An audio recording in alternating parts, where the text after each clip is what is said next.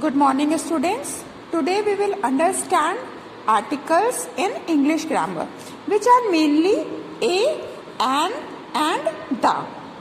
Okay, so we will have a basic overview of this. So, बच्चों, what are articles? Articles are words used before noun and modifies noun. Okay, articles are words used before noun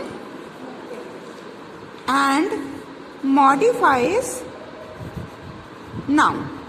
ठीक है, क्या मतलब हुआ इसका कि जब ऐसे वर्ड्स मतलब ए, एंड द जो कि हमारे नाउन के पहले यूज होते हैं और जो हमारे नाउन को मॉडिफाई करते हैं. What else we can say about articles? They functions as adjectives. Okay. So बच्चों, there are basically two types of articles: indefinite articles and definite articles. What are indefinite and what are definite articles, बच्चों? Indefinite articles we will classify the. Okay. And in indefinite articles we will classify a or an. ठीक है, definite articles में हम दा को consider करेंगे और indefinite articles में वी विल कंसीडर ए और एन. ठीक है, so children, what does here दा सिग्निफाइज? दा शोज यूनिकनेस और स्पेसिफिक थिंग. ठीक है, कोई भी यूनिकनेस और स्पेसिफिक थिंग को अगर हमको डिनोट करना है, so we will denote that with the help of the. Whereas in indefinite articles we will use a or n which shows thing in general. ठीक है, इसमें हम किसी भी स्पेसिफिक और यूनिक चीज को डिनोट नहीं करते हैं. हम किसी भी जनरल चीज को अगर हमको सिंबलाइज करना है then we will use a और n. ठीक है, so let's read out the definition of indefinite and definite articles.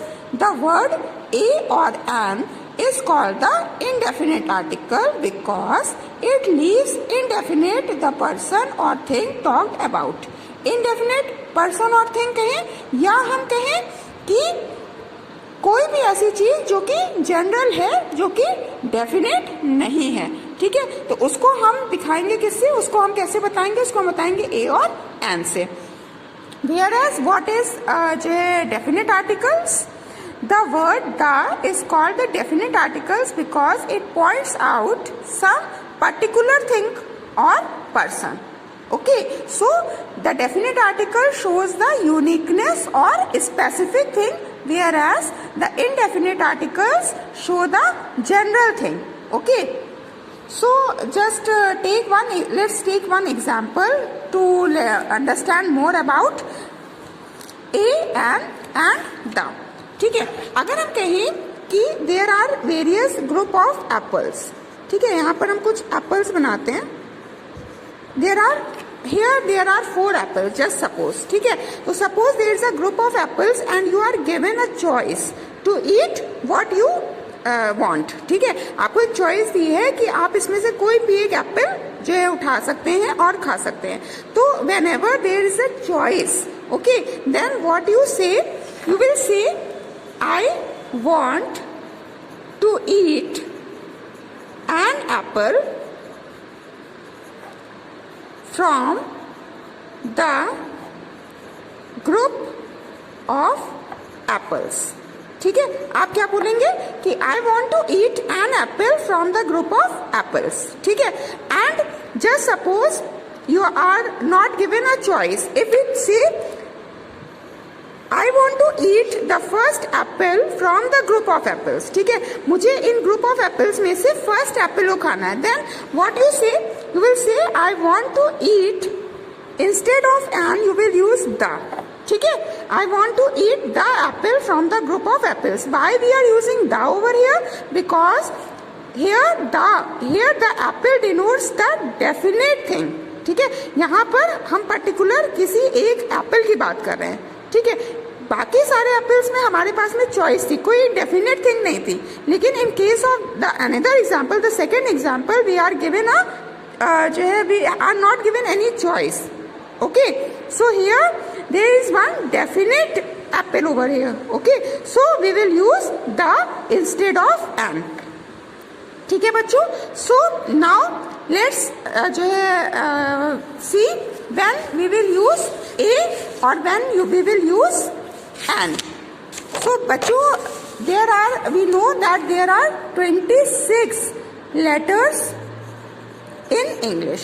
ठीक है, हमारे इंग्लिश में कितने 26 लेटर्स होते हैं. ठीक है, अब इन लेटर्स में 5 हमारे वॉवल्स होते हैं और बाकी जितने 21 होते हैं वो हमारे कॉन्सोनेंट्स होते हैं.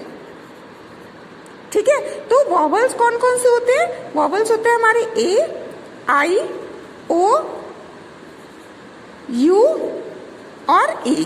ठीक है, हमारे वॉवल्स होते हैं 5 ए, आई, ओ, यू और ई.